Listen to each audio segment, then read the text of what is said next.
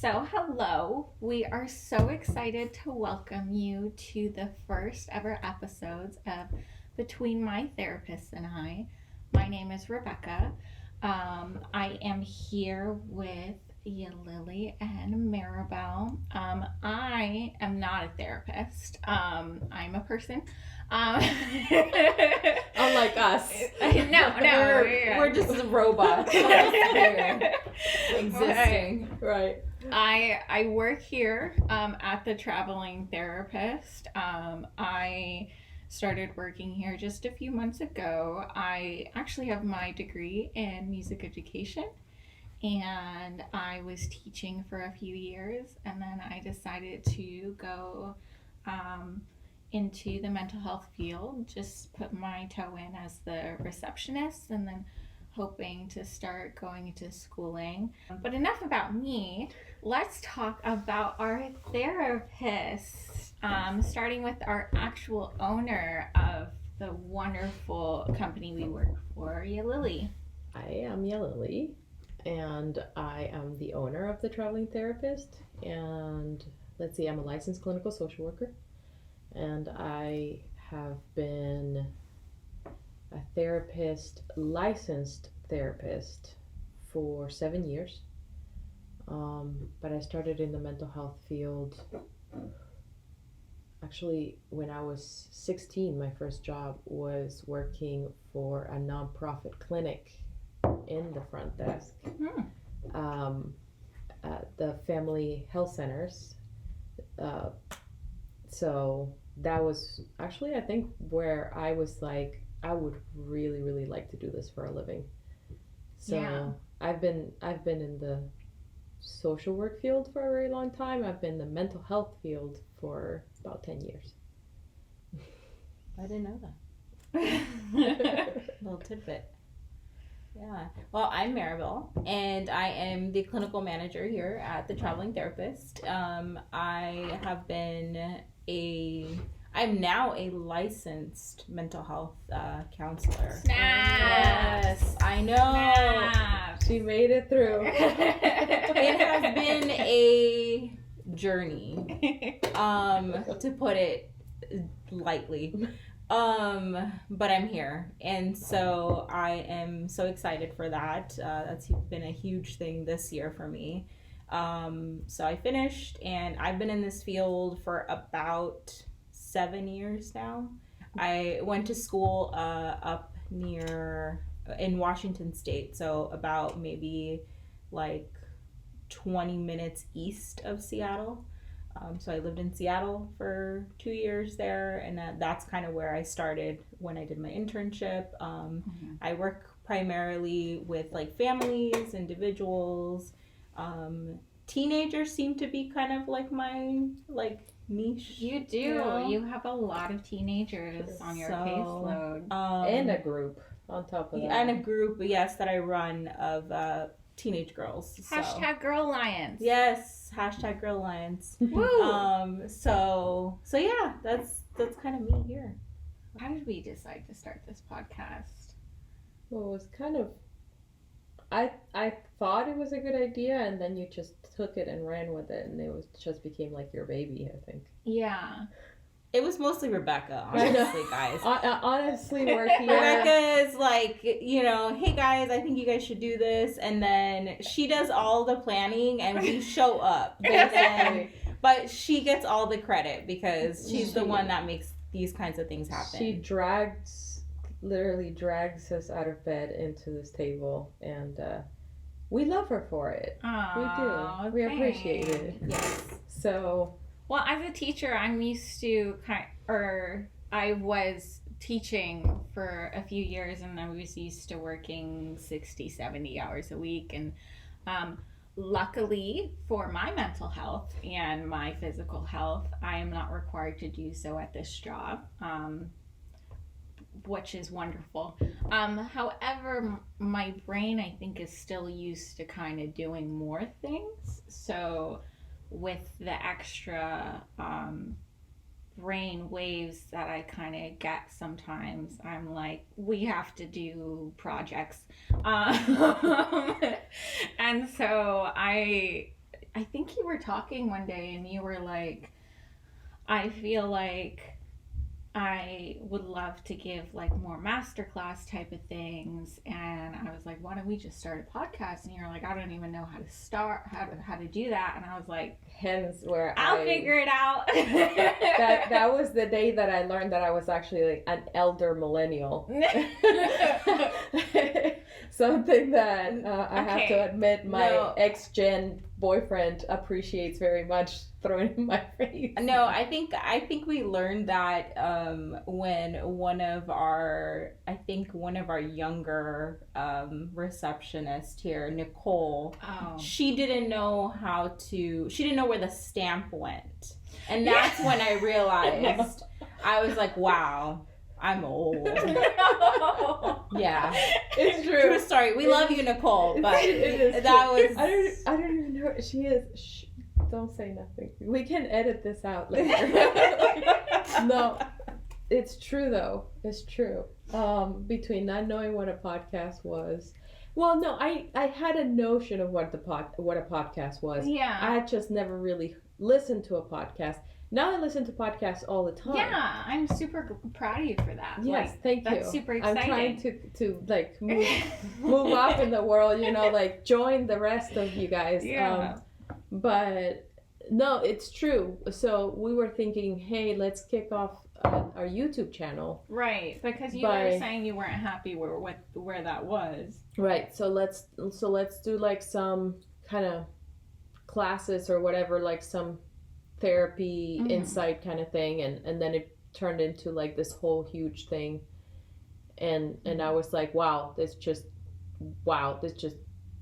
got way out of hand, but I think it's going to work out really well. Let's hope so. To be fair, like this is the lowest level of like podcast technology that you could get. I am not a technology person. My former students can like they will find this and they will be like, Miss Ortega, you don't know how to use a printer. So like, at which time we will be like, so you can show us. Yes, please show me. Free labor is always appreciated. Drop it in the comments. Or come over and teach us how to do it properly. Tell us what to do. Yes, we appreciate it. Yes. Right. So that was the birth of what we have here. Yes, and it's been a lot of fun, and it's been like actually a lot, like months of work, but I think we figured it out. We're here, so we are here. Exciting. Yeah. So I know that like now we know how we started the podcast, but like I think what's more interesting is how you even started the like practice itself, because like I know we've known each other for a long time, but I don't think I actually know how you started this practice. It was actually it's a combination of a very emotional thing and a labor of love. It was kind of like a combination of the two, because I literally started my practice, I think like 3 months after my dad passed away, and I lost on like the same week what I thought was going to be my career that I was going to retire from. I thought I was going to be with that company forever.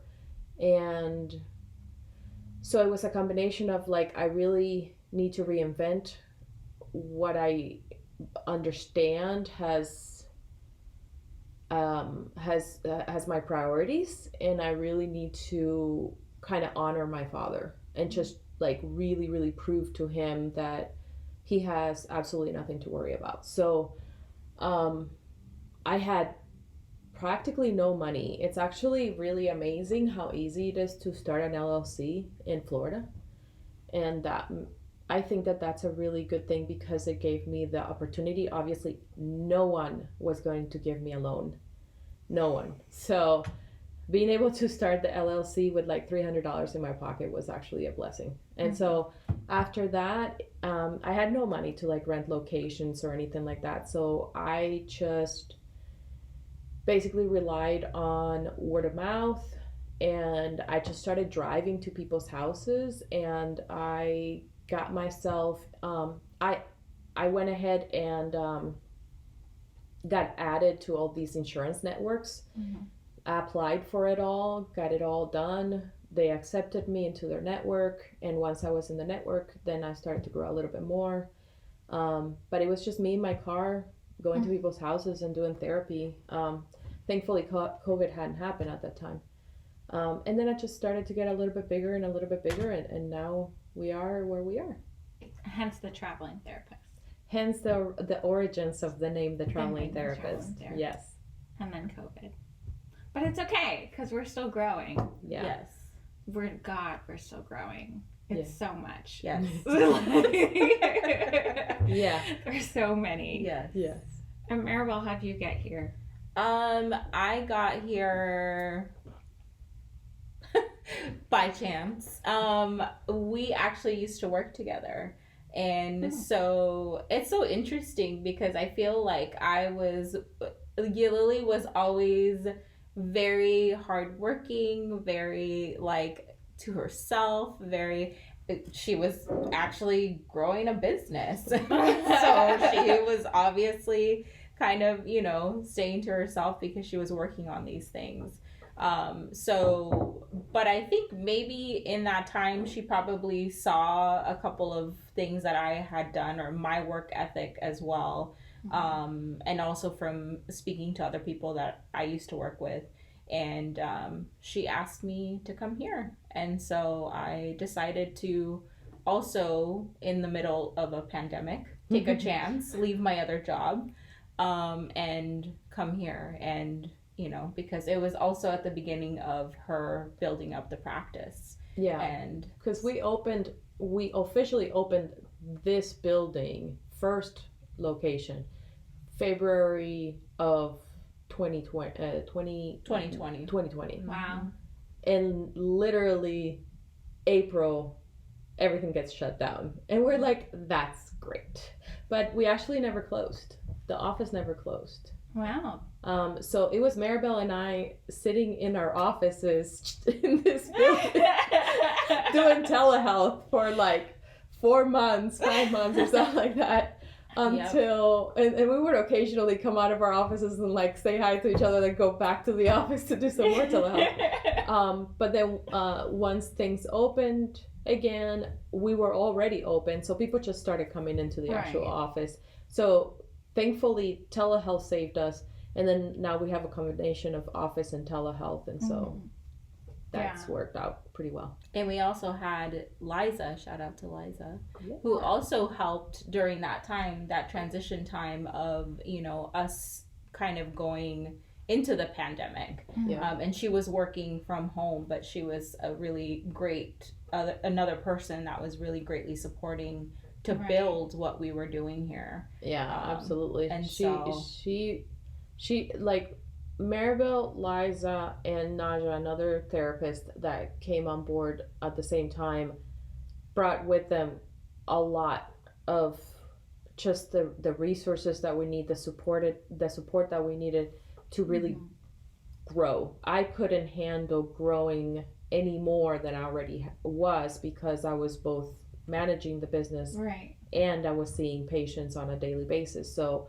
with them and having them openly available and being willing to put the full force of their time towards the traveling therapist, we were able to take on more patients. We were able to really start growing. Yeah, that's super exciting though, that we keep growing. I loved coming in to this office because I feel like, one, obviously you guys have such a good environment here, and you have such a good work ethic, but it's also like a very healthy place, which is good because it's a mental health place. So, you would want that. You would want that, but we strive for that. But it's good, and I think that you guys strive to keep each other healthy as well, which is something that not a lot of places always have. One of the main reasons that we were doing this podcast was to go from the different types of perspectives, the LMHC, the LCSW, the layman's person, former teacher, blah, blah, blah, mixed type of person that I am, and just talk about the different types of mental health trends that are coming around.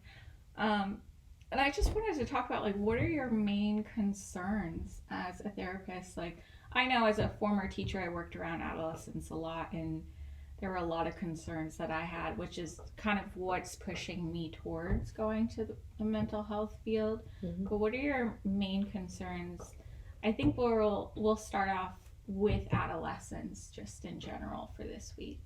Okay. Yeah. I think the biggest thing, as I mentioned earlier, I work with a lot of adolescents, and I work with a lot of the younger ones, so a lot of kiddos that I work with, and a lot of things that I think I remember one day that I had here, where it maybe, and I think for whatever reason, I was like telehealth, so it was like one session after session after session, and I remember the same theme coming up for all of my kids that I was talking to. And the theme was that they all had things that they wanted to talk to their parents about. And they felt that they couldn't communicate that to their parents. So for whatever reason, maybe they felt feelings of shame, or they felt guilt, or they felt that they were going to disappoint their parent. I think it was very sad for me, because they feel like they don't have that space with their parents, and they don't have that ability to openly communicate. And then there's me, who, I'm just thinking, like, I'm not a parent yet, and Right. They're here telling me these things, and I appreciate that they trust me with these things. But also a lot of these things, I'm like, they really need to be talking to their parents about these things, and I try to encourage them to have those conversations with them. Yeah. And I think it's been hard. I think for parents, it's, especially if they're working parents, which a lot of my parents that I work with are. Yeah. They're exhausted by the end of their day. They don't have that bandwidth to be like sitting there and having these maybe emotionally charged conversations with their kids. But it's so necessary, and that's a very common theme that I've been hearing with a lot of my clients. Yeah, I think that was one of the hardest things to, like, witness when I was teaching, was just sitting there and being one of the only people that the kids could actually talk to. And and it's not because the parents are bad people, and I think that's something that you have to stress, because the children, they love their parents, and it's not that there's a lack of love in the home. It's that, for some reason there's a disconnect, whether it's, lack of time, or, lack of energy spent.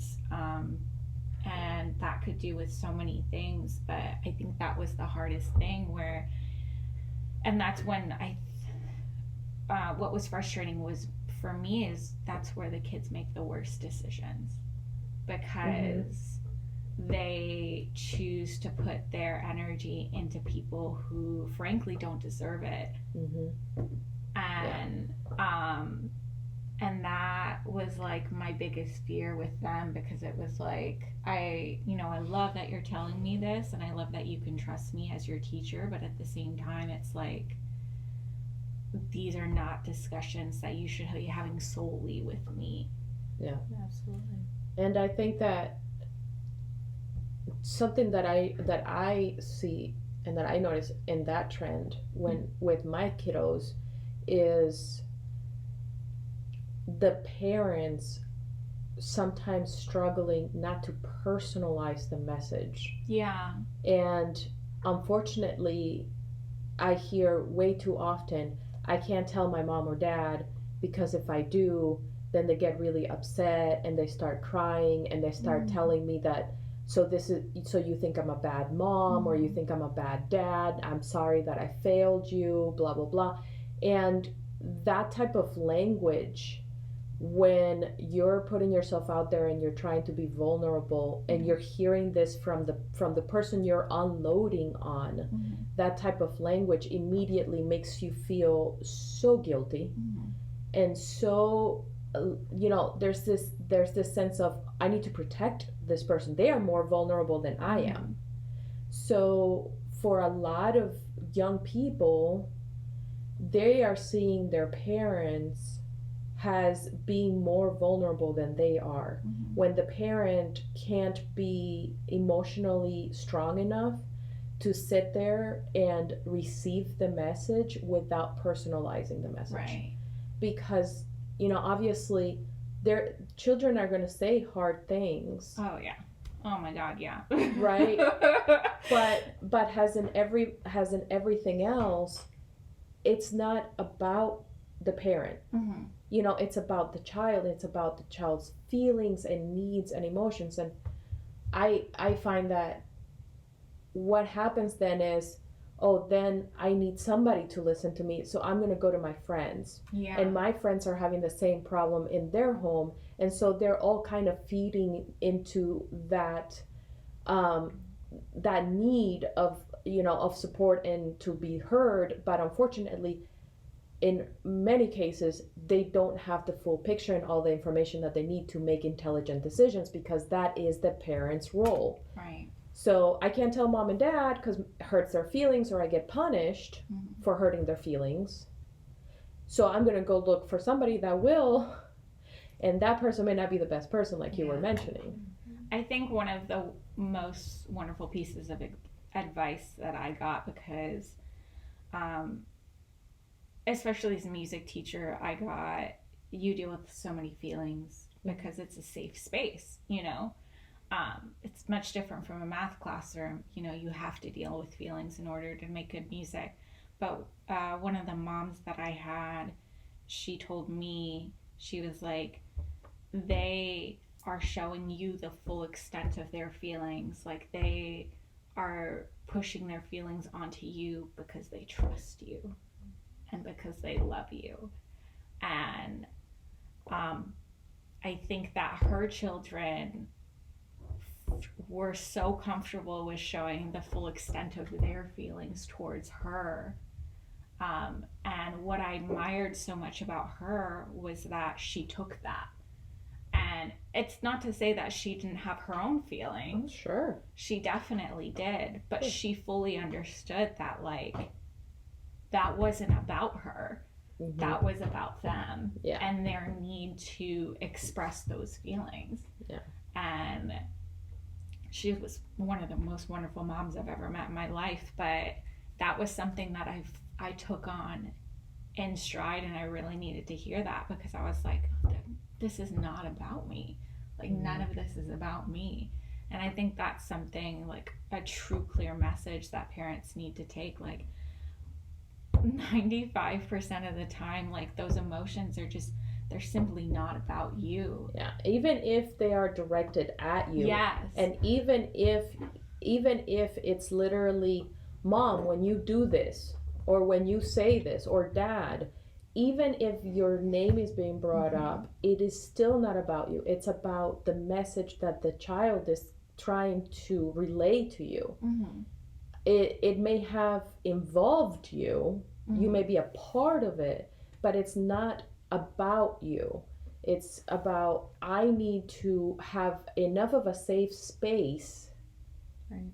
You need to create that safe space for me to be able to communicate my needs to you, even if they have to do with you. Right. And that has to be okay, because that's the parent role. And so, for Maribel, back to back, and for me, and I'm sure other therapists, back to back, child after child after child after child, they feel that. They feel that they don't have that safe space to communicate what they need. Yeah. And that's why I think it's always super interesting sometimes when I meet with these kiddos or these teenagers and their parents. And oftentimes I find that it's honestly, sometimes the parents who need the therapy, sometimes controversial, I know. So don't fact. you can hate on me all you want in the comments, but I think honestly sometimes they're coming in and they're bringing in their kid because they're saying, you know, my kid is doing X, Y, and Z, and really when you get down to the nuts and bolts of it, it's really the parent, you know, and their responses to what their child is doing, right, which are normal, you know, feelings, normal reactions that they would be to anybody, you know, those are normal feelings. And so I think that it's something where I try to encourage some of the parents to come in. And some of them are great. Shout out to the parents that come in here and I work with you. Shout out to you guys. And some of them, unfortunately, you know, they don't have the time or they don't have, because therapy is a commitment. You know, therapy is time and therapy is energy that you have to put in. And so. And then follow through afterwards. Follow through. Yeah. Because you're going to be asked to do hard things. When you cross that threshold, probably the most effective work I've ever done with adolescents has been when it's a willing parent, or parents both. That's like a unicorn, but would be ideal. Willing parents coming in, and the child together, and allowing some sort of connection to happen. And I've seen it, and I actually see it more often lately, and I'm very, very thankful for that. I think that's a blessing. But there's more work that gets done for the mental health of the child by far when it's like that than when it's only the child. Yeah. Because you're going to take the child out of the office, they're going to go back home and get right back into that same triggering environment that they had before they walked into the office. And there's so few coping tools that we can provide to an adolescent that do not require the support of the parent. Like, you have to have supportive parents, because I can't, for example, I love scream therapy. And I love to have a child who is highly reactive, have a safe corner in his closet or his bedroom or a safe space somewhere where they can have a ton of pillows and just like bury their head in the pillow and scream and scream and scream until they can release as much of that angst as possible. Yeah. Now, for that to happen, I need the support of the parents. They have to be okay with something like that happening. And then they have to be okay with going into that room afterwards and sitting with the child and creating that safe space that I was talking about. And hey, are you feeling better now? Okay, are you ready to talk? Let's talk about why you felt that way, what happened, what triggered you, blah blah blah. So, but that's one coping tool. You know, I've told adolescents, like, what about journaling? And they're like, I can't journal because my parents read my journal. Right? So we need... Don't do that. Don't be that parent. Do that. So we have very limited capacity to actually help the child when the child doesn't have the support of the parent. Yeah. I mean, what am I supposed to tell them? Well, take deep breaths, honey, because that's just about where we're at right now. Like, you know, maybe a shower.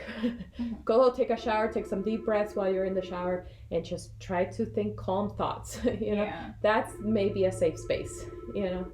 But without the support of the parents, it's very, very limited.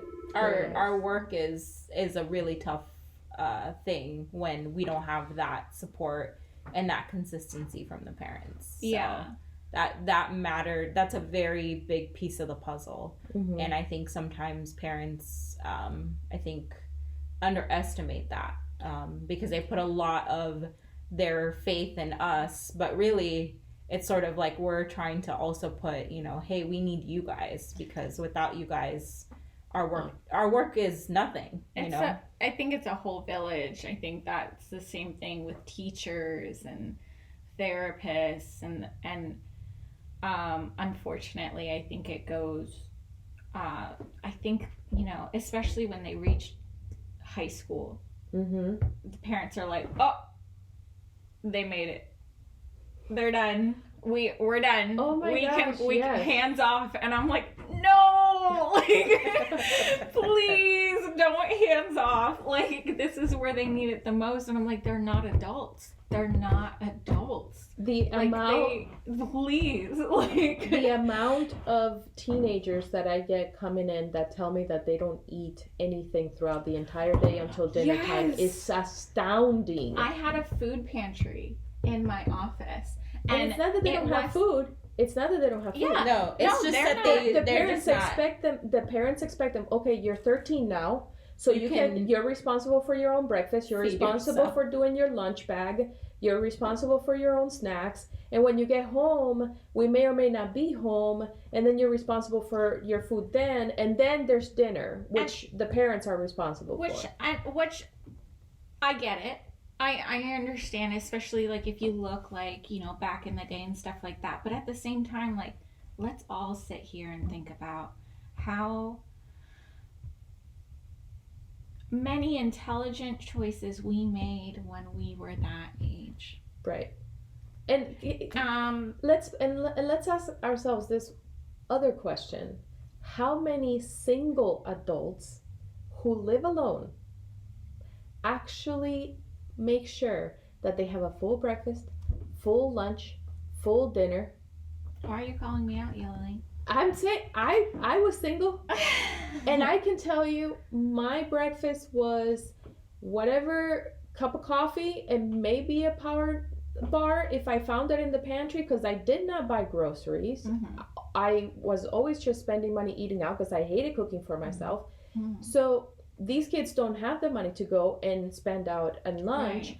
So, but they also don't have that energy or that wherewithal to like, hey, okay, let me make sure that I plan my day and like my food, and I'm intelligent about my breakfast and blah blah blah.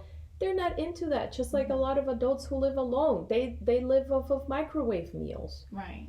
So we're not that different. No. I'll be the first to say, this is a big. I love my mom. Until I was about 25, I was in grad school, and this is like a Latina mom for you. Yeah. She would call me and she would be like, "Did you drink water? Did you eat food? That's a Latino. Did mom. That's you true. take your vitamins?" Like, there was things like that, because literally I was running on fumes because I was in grad school. Of I was course. working full time. And there was things like that where I was like, protein bar, that'll last me for 5 hours. I don't Yeah. need to eat anything. Random bag of nuts that I found in the bottom Yeah, of my it's in my purse. That's Yeah. lunch, right? Yeah, there you go. Mom, I'm feeding myself. Of course. I've had 3 full meals today. For sure. Coffee, banana, protein bar. Done. Done. Check, check, check. Like, come So- on. So it's just it just surprises me, like, that check mark is like, oh, they are fully fledged people, and I'm like, they are struggling. We are all struggling. Mhm. I still struggle. I am, how old am I? 26. 26. Don't come at me. I'm so we're struggling, okay? So help your children until they are adults, and then keep helping them. Because your parenthood doesn't end. It just never does. Like, that's just what happens. And so I understand trying to teach your kids responsibility, but at the same time, like, you still have to help them. Just stay on course. Yeah. Just And if steer you them. you don't even have to do it for them. Right. Just keep an eye on it and be sure that they are staying on course and that it's being done. Yeah. We are unfortunately out of time. I think we could talk about this forever. It's true. On and on. And we might later. But On our lunchtime, for sure. yeah. But thank you for joining us for Between My Therapist and I. My name is Rebecca. Yeah, Lily. And Maribel. You can email us questions at Between My T and I, the letter T and the letter I, @gmail.com. So between my T and I @gmail.com. And you will see this podcast on youtube.com, and we will hopefully get it on other platforms. Look for it on our Facebook page and Instagram, and we will see you all very soon. Bye. Bye.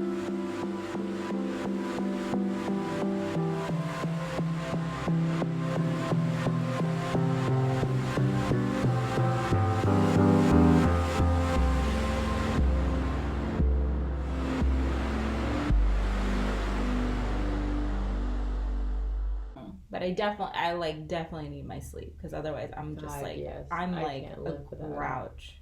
Yeah, I understand that. So I could be a cat though. I'm a night owl.